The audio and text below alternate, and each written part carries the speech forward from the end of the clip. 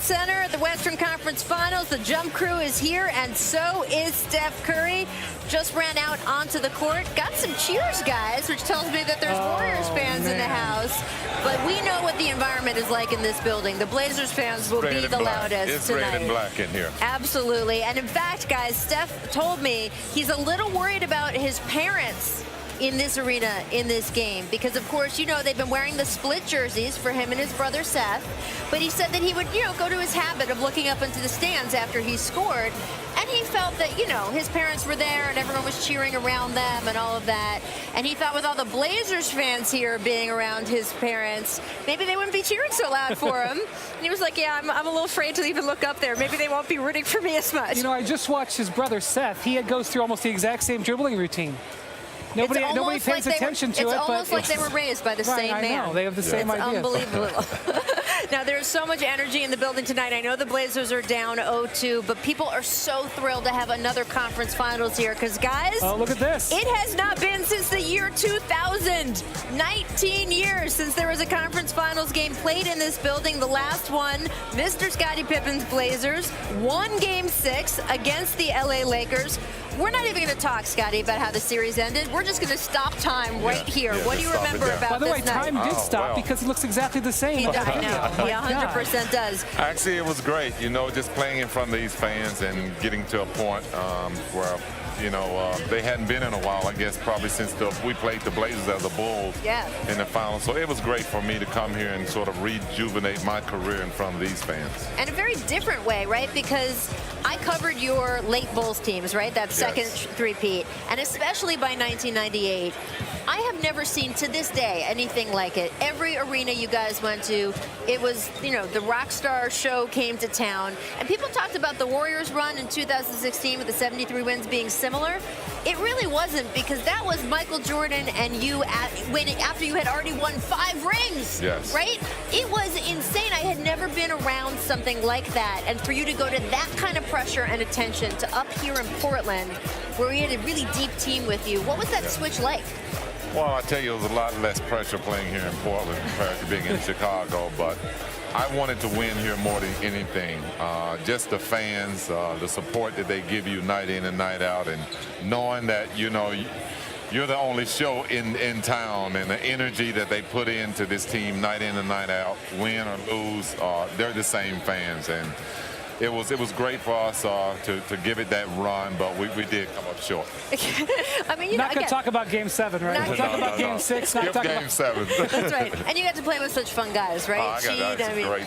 Great teammates. Great teammates here. All right, we got a little jump ball for you tonight because we got the over-unders. You saw Steph Curry warming up just a minute ago and his brother Seth. Well, for Steph, the over-under tonight on points and assists combined is 37.5. Do you think that, I mean, he might hit just 37.5 on the points alone? You taking the over or the under? I'm going to take the under. You are? I expect the Blazers to do a better job on him. The last couple games, I mean, he's been on fire. And I could go even further and go into the Houston series. So I expect him to play better at home. I agree with the Hall of Famer. I'm going to go under 2. I think Steph's due for a little bit of a cool-off. Now that I've said it, he'll score 45, but I think they're going under 2.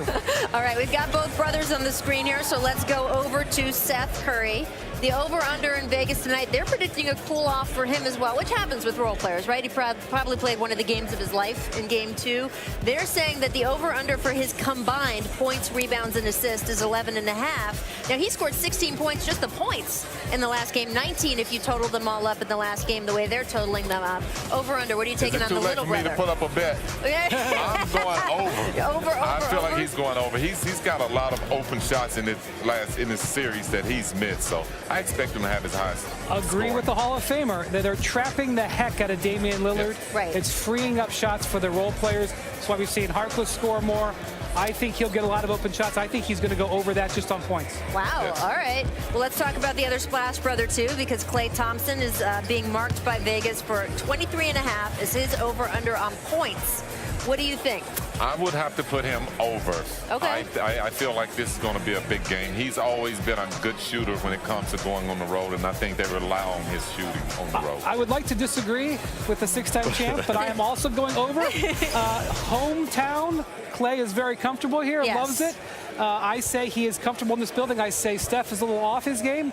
Klay delivers on his, and we have a great game tonight. Klay was talking a little bit about yesterday, just how much he loved Portland, how much he loved growing up here.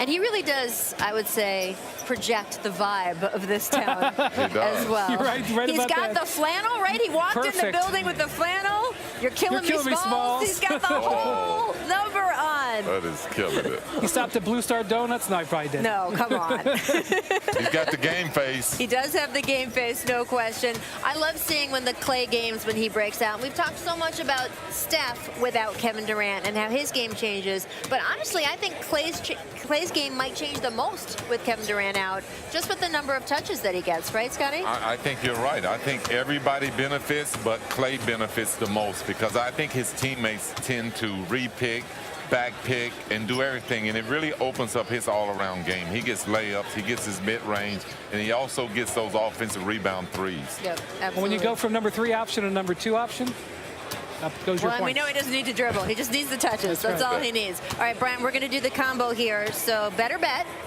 Blazers to cover, right? Vegas has gotten favored by 2.5. Yep. Or the Warriors money line, which I do not think is good. Why would you give them $100 if you're only getting 115 back? I mean, I think the general rule of betting is if somebody's going to give you points to take the Warriors, take the points with the Warriors.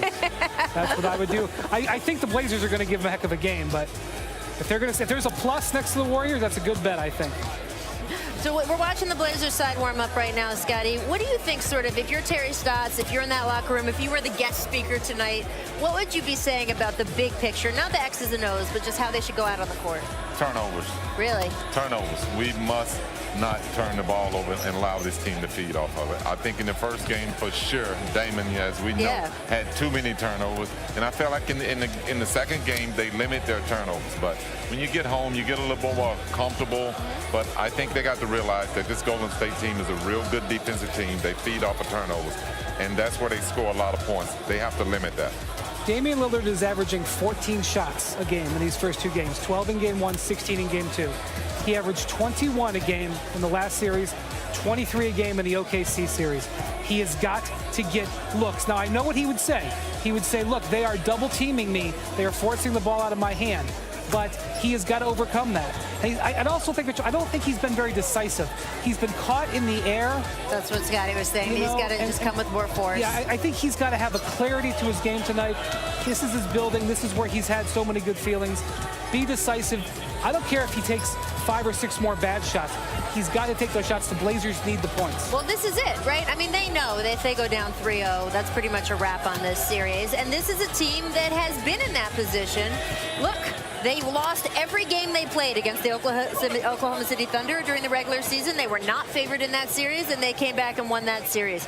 They were not favored in the series against Denver. They were down 3-2 in that series, and when they absolutely had to win 2 games, they won 2 games. I don't know if they're going to be able to do that here, but they have been in that position. They're comfortable in that position, so that when, after game 2, they looked at the cameras and they said, oh, they took care of home, now we got to take care of home. It sounded like a line, I think, to a lot of people, but for them, they actually believed it. Yeah, and it does work sometimes, but the deeper you go into the series, you must learn how to win on the road. All right. We're coming up. We're going to talk a little bit about Andre Iguodala, what kind of defender he is. Maybe he's a better defender than the guy who said on his team that he's the best defender ever. We'll get into that. First, though, you know it's the Jump Takeover, so we got to give you some distant replays. This is Steve Nash to Mr. Stoudemire in 2007. Take a look. Fiddly now on Nash. Nash takes him off the dribble. Wrap around to Stoudemire and the foul. What a pass from Steve Nash. And this one, just a beauty. And a free throw coming up for Stoudemire. Welcome. We are live from the Rose City. Look at those bridges. Look at the arena. Everyone is hyped here to go, having a little fun outside before the action starts inside. Damian Lillard's in the building too, and man, he is trying to use these playoffs to reverse what has been a long road of heartbreak for the city of Portland and the Blazers. He's at it again tonight, but it's a lot. Take a look. Portland as a franchise has been snake bitten by all kinds of devastating injuries. And oh, I think he's hurt. Holy cow, Portland doesn't need this. People are still angry. Portland selects Sam Bowie, University of Kentucky. The Chicago Bulls pick Michael Jordan. Portland Trailblazers select Greg Oden from Ohio State. The Seattle Supersonics select Kevin Durant. They're angry at themselves for hoping. Bryant to shot. The Los Angeles Lakers have come from behind to win the Western Conference Championship. Game, set, and match. The number 3 seed has been upset by the number 6 seed. We just gonna worry about ourselves. We're gonna play hard. We're gonna stay together. Lillard, long-range 3. And it's good! Damian Lillard! Are you kidding me? I look at Portland as a legitimate team. Out of the hands of Seth. He takes a 3, and it's a Seth Curry and his big brother's house gives the Blazers the lead. Dame has a little bit of room. He's defended by Iguodala. Dribbles. Has it nearly knocked out of his hands. Has it stripped out of his hands by Iguodala. And the game will end. Golden State takes a 2-0 series lead as we head back to Portland for Game 3. Welcome into the Jump Takeover of SportsCenter. I am Rachel Nichols. I am here with 6-time champion and former Trailblazer Scottie Pippen and current Trailblazer Yusuf Nurkic. Thanks so much for sitting in with us today. I know Blazers fans out there are like, why you got to show all that stuff? Why? Sam, but why are you bringing all this stuff back? Because the point about this Blazers team is it is the depths of heartbreak and the bad decisions and the suffering and being able to come back from that and the resiliency. That's what has made this playoff run this spring so sweet. And you were one of the guys who they were counting on for this postseason, and that devastating injury when you broke your leg about 10 games before the playoffs started. But your team has fought back in a way that, frankly, no one outside this building expected. And you have been amazing. We thought you'd be on crutches now. You're walking around. How are you able to do this? Just stay with it, you know. Obviously, I got injured, and nobody want to see any type of injury like that in the sports, but it's happened. So I'm just trying to stick day by day and go from there. I mean, the comeback, when you went down that night, I know the mood around this team. I mean, you are so loved on this team. Everyone was very emotional about you, and it was such a devastating injury. Scottie, the night he went down, hopes were not high in Portland. No, it wasn't high, and you know it's surprising to see that the Blazers have gotten this far without this young man. But I got to ask him, how does it feel for you knowing that, you know, you could really help this Blazer team right now? What is it like sitting over there knowing that you could be the game changer? It's crazy.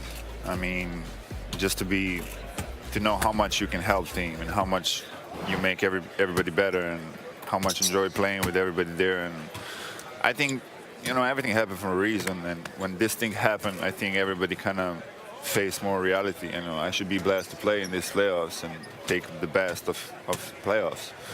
And I think everybody came together, and I'm really proud of how they handled plays, you know, through those 3 series. Yeah, I mean, that's true. You just saw C.J. McCollum come and tap Nurk on the shoulder as we went here. And it's the way your teammates have made you part of this run, and you have in turn inspired them.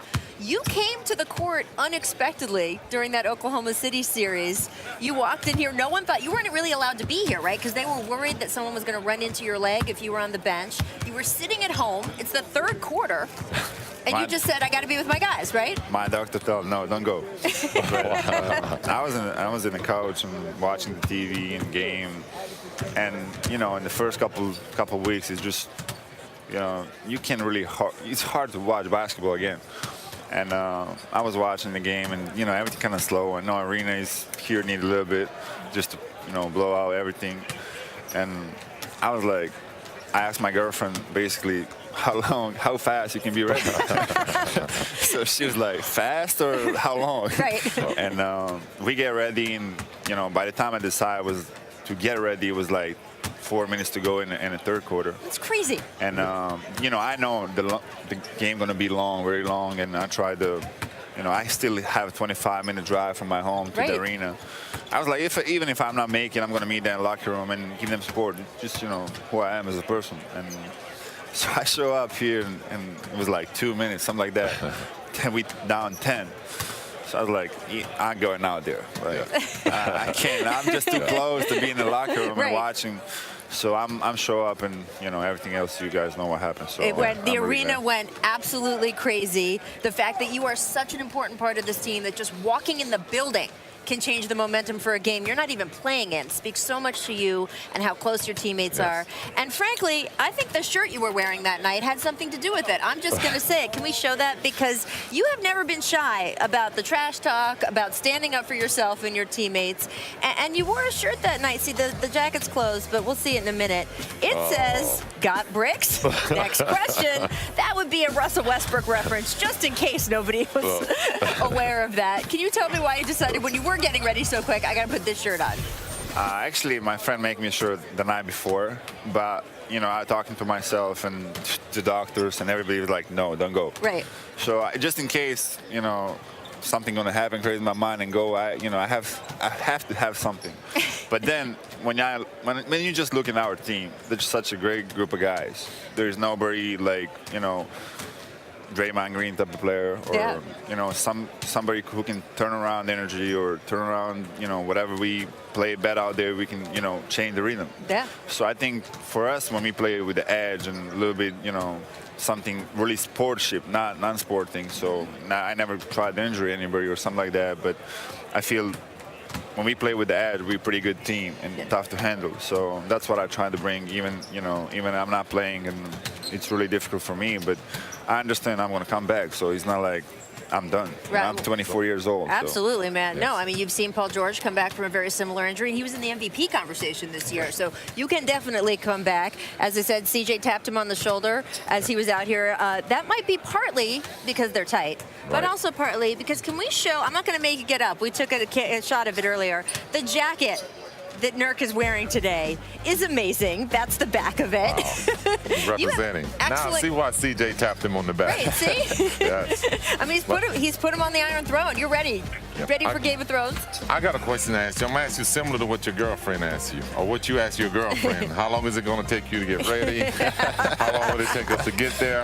I got to ask you, have the doctors given you a timetable as to how long before you can get back on the court? To be honest, there's no timetable, and I don't want a timetable. And I feel every injury I have in my life, I came earlier, way earlier than I thought, and then I should. So this one is going to be really approach the long run, what I should do for best for me and team. And I don't know, you can see like she said about the PG injury and Haywood, and there's example, so I can reach out and see what's going on, but I definitely, I'm different. I'm heavier, I'm bigger and stronger. Hopefully, I can come back even stronger than that. Yeah. So, for me to just set up the goal is tough, and I'm not going to looking forward to that. I'm going to look in day by day and, see where it take me there. You are bigger, heavier, and stronger. Right before we went on the air, I had to tell Scotty your backstory. If you guys don't know it out there, Nurk grew up in Bosnia. His father is a very large man also, the genes. He is about 6'11", about 400 pounds. He's a police officer. And in the line of duty, he subdued, I think, 10 or 11 people in a big bar fight that was getting out of control. It made the newspaper that this man did all of this single-handedly, and a sports agent in Bosnia contacted him and said, "Do you have any sons?" Because someone with that physical makeup, I can teach to play basketball, and here you are in the NBA. It's crazy. I mean, sometimes that fact is just... To be able to start playing basketball 2009, 2014, 15, to be in NBA, just tremendous experience, and through the injury, and just to be able to play sport on different levels, and to be pro, and to be with the best, just can't get better than that. Well, 10 years after that bar fight, you're here, and I know you're going to make a difference for these guys tonight. They didn't have you the first two games in Golden State. They got you tonight. Thanks so much for staying with us. We really appreciate you stopping by. And Steph Curry, guys, is in the building. So the Warriors side is getting ready as well. We will be discussing some of that when we get back. We got our distant replay today also. Oh, look at him. He's like, oh, I'm chill. I got the headphones on. You got to be chill. You're up 2-0. You're going on the road. And, it's feeling pretty good about himself. All right, here's our distant replay. We got the Bucks coming up as well. Woo! Oh, thank you, Giannis. And Kobe Bryant on this date in 1998. Let's go. Mamba. Finally. people noticing that. You know, the fact that he finished second is almost a miracle. Oh, look out! Ride 'em, Cowboy! Kobe Bryant! That's that young. Different animal, huh? Number 8 Kobe is a whole different thing than number 24 Kobe.